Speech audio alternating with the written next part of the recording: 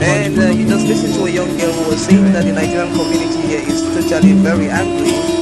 Covers all the aspects of various techniques of our general was the Ijaw country of the Niger Delta of the Federal Republic of Nigeria. He went to several schools. His major academic genesis was at the government college, Ujeli. Go gather, destroy their food. With the waiting camp and that other camp, some more camp, you don't compensate everybody. In its key generation sometimes. Today Al-Fokwe can be in the style of K.C. Clark, a poet and writer, and we shall also be very interested in his point Akmo dancer. Some lives are meaningful, some are empty. Lives that are meaningful, with too much meaning and riches to offer humankind. Long after some of these earthly adventures and more, one can still find footprints of these great lives on the pavements of our contemporary lives. Good evening, you're welcome to the program Green Planet. Hello, welcome to People, Places and Events and to the African Center for Community and Development. I'm Arrey Ivo, and I shall be bringing you excerpts of the activities and presentations during the conference organized by African Center for Community and Development, Stylized, Fighting Poverty and Engaging Conservation Through Sounds 2010, as well as the Conference on Sustainable Strategies and Practices for Development 2010.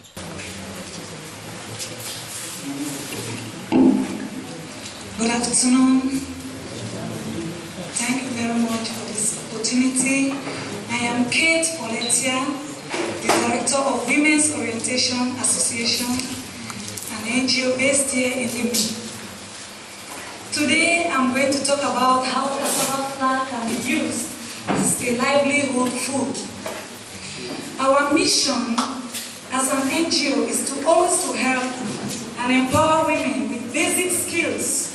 We go around, look for economic skills and plans which women can use in this community to enrich their lives. So today we are going to talk about how cassava flour can be used. Cassava is a tuber plant. I think every one of us here know of it. We either eat it in water fufu, or gari, or miondo, bobolo, and some other traditional ways. But this time, we want to talk about cassava as a flour. Here in Cameroon, it is grown mostly in the villages for consumption, which I have already said, and it is sold in the markets for gari, water fufu, and we export it to our neighboring countries like Equatorial Guinea, Nigeria, Gabon, and Senegal. Much will be done with cassava in the sustainability of livelihood in our nation. If only we are going to do something which we are going to see. Cassava flour is new in our community. When we talk about cassava flour, a lot of people ask questions. What is cassava flour all about? Cassava flour is just like the wheat flour. It is being processed and we have a starch that comes out from it. And then we have the remains of it, which we use as flour for bakery, for confectionaries, and many other things. Cassava flour can be manufactured in factories as well as in our homes. So if we know how to do cassava flour, it's going to help us much to do our little bakings at home and making of our puff, which we are all used to.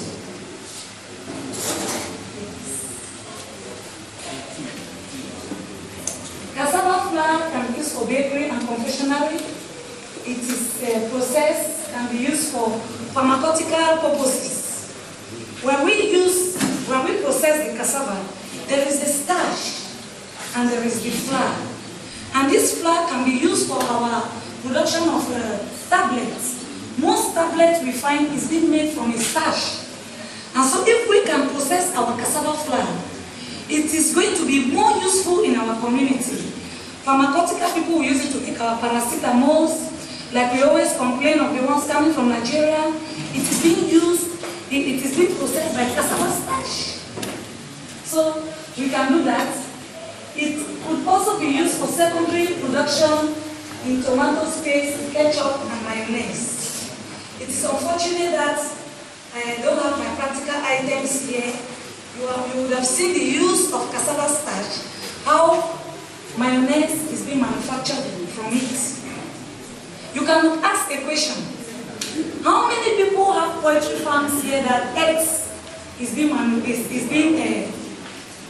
where we can have eggs or the mayonnaise that we eat in Cameroon?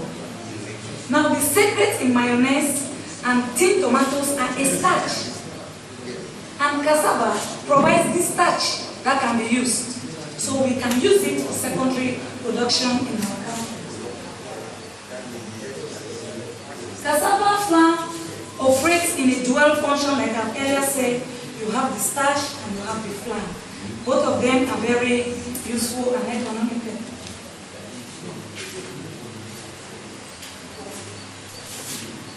Now I've said much about cassava flour.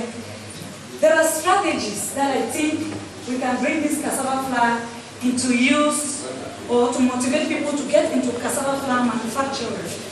One of the strategies I have placed here is to develop cassava flour cooperatives.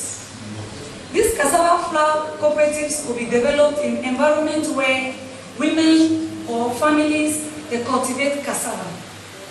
Because it is something which is very useful and which will be very demanding.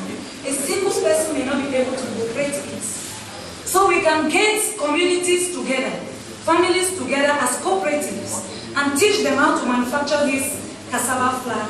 And when they process it, it can be sold in a community. Number 2 is to encourage the use of cassava flour in bakeries and confectionaries. Now people fight it. We have been out on sensitization and to teach people. But people reject it.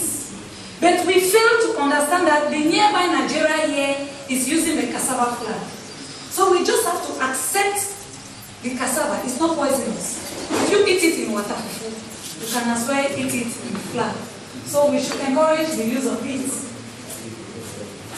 Another point is that we should impose high taxes on the importation of wheat flour so that the importers will not be able to import it and our own cassava flour will be made useful in our community. These are our strategies. Now, here we expect the government, we expect the farmers to become more involved. If our strategies are used, it will provoke farmers to become more involved. They will see opportunities. They will like to do it because it's going to create employment. If we have to open a cassava flour milling in this country, we are going to employ nothing less than 400 people to work. So it will create employment in our community. Another point is that the value cost of cassava will increase. We have a problem with our farmers. We see that our farmers are working for nothing because the value of cassava is still low in Cameroon. You will find somebody having a whole truck of cassava, you take it to the market, and since we only know the use of cassava for watafufu and gari, they price you a minimum price and you're ready to give it away. But if we have processing factories and we have cooperatives for farmers who plant it, the cost of it will increase because we are not going to be the only people eating cassava flour. If we introduce cassava flour in Cameroon, Equatorial Guinea and Gabon too will also eat it. So the value of cassava in Cameroon will increase. Farmers will become wealthier. It will also create international markets, mostly in our neighboring countries, just like I have said. It will not be an issue of Cameroon because we are the people feeding them, so there is a market. Women who are major cultivars will be more involved. Women will now know that there's a value of it, and every one of us will want to do small farming. farming around the compound to sell to these factories that were yet to be established.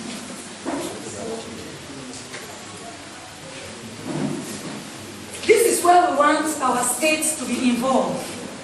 We have been talking about the cassava. We can't really get into cassava farming, industrialized farming of cassava, if the state does not come into it.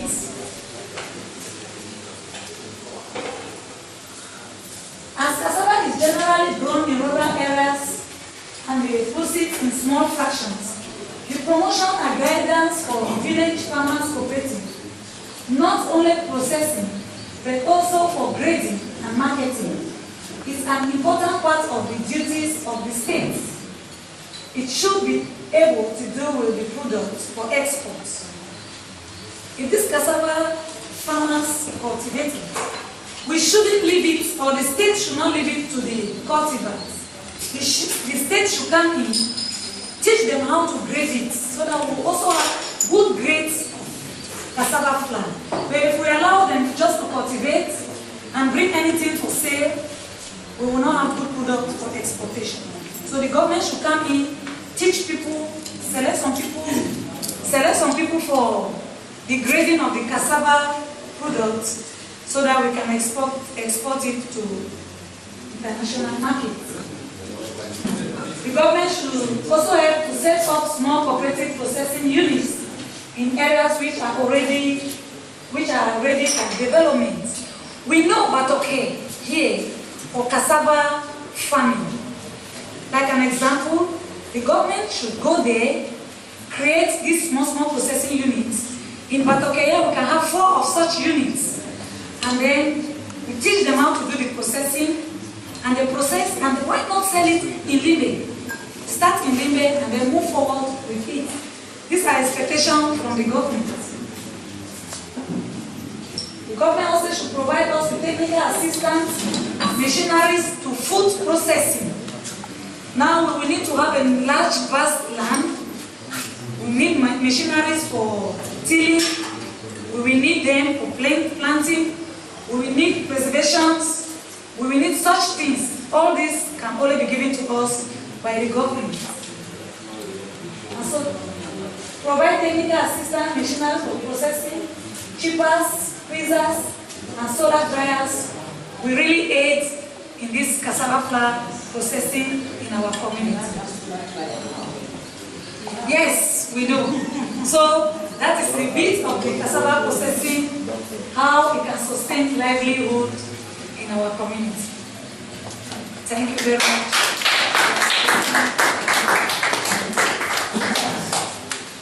Two questions. Thank you very much for your efforts and the research consented to come up with the various uses and how helpful cassava can be to our community. But the little worry I have is whether you've been able to ascertain how much production we can bring forth to be able to meet up with the industrial challenge that you are soliciting here. That is why I have just said there that the government needs to assist. Because if it is on individual basis, we will not be able to do that. But the government should see the need of the cassava flour, disburse monies to farmers, create land opportunities for the cultivation of it, and more machineries.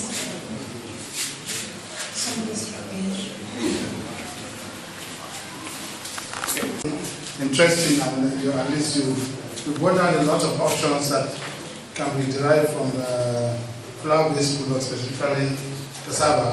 I remember when I was in Zambia in 1985, much of these African countries, they were trying to combat the problems of the cost and problems of importing wheat flour. And as of 1985, 80% of the bakery products in the largest trades in Zambia and in Nairobi, the kind of complementary flours, that's part of wheat flour, part of maize, bread and biscuits. So it is a very important project. I think Kuna Research, I call it Kuna, Dr. Nufo, Dr. This guy from Bali. They've been doing a lot of work producing bakery products from cassava. I think there was a time they produced cassava flour from actually 27 varieties. So you must go to Kuna to see Dr. Document, Dr. Nufo.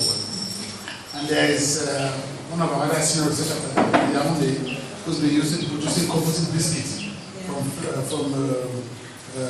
flour bases, not only from cassava, from maize, from soybean, from other sources. This project is interesting, but there's a very important research component because when you talk about using cassava flour in pharmaceuticals, it's a very tricky business. It must be very refined starch, very refined starch. Yes. Yes, very refined, and in terms of grain size, the rheology, and in terms of the microbial quality.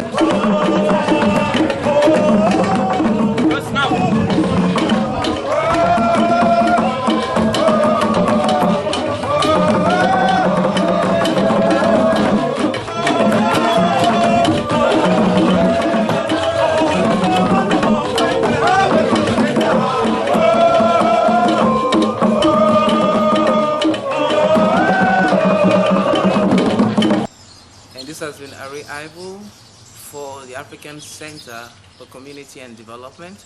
I have been reporting on the conference on sustainable strategies and practices for development and on the workshop Fighting Poverty and Engaging Conservation Through Sounds 2010. Thank you very much. And you just listened to a young girl who was saying that the Nigerian community here is totally very angry. It covers all the aspects of the various techniques of our general. This was the Ijo country of the Niger Delta of the Federal Republic of Nigeria. He went to several schools. His major academic genesis was at the government college, Ujeli. Go gather, destroy their food. With the camp and that other camp, some camp, you don't compensate everybody. But some of them, in its key generation sometimes. Today our folk will be in the style of T.C. Clark, a poet and writer, and we shall also be very interested in his poem Akmo Dancer. Some lives are meaningful, some are empty. There are lives that are meaningful, with too much meaning and riches to offer humankind. Long after some of these earthly adventures and no more, one can still find footprints of these great lives on the pavements of our contemporary lives. Good evening, you're welcome to the program Green Planet.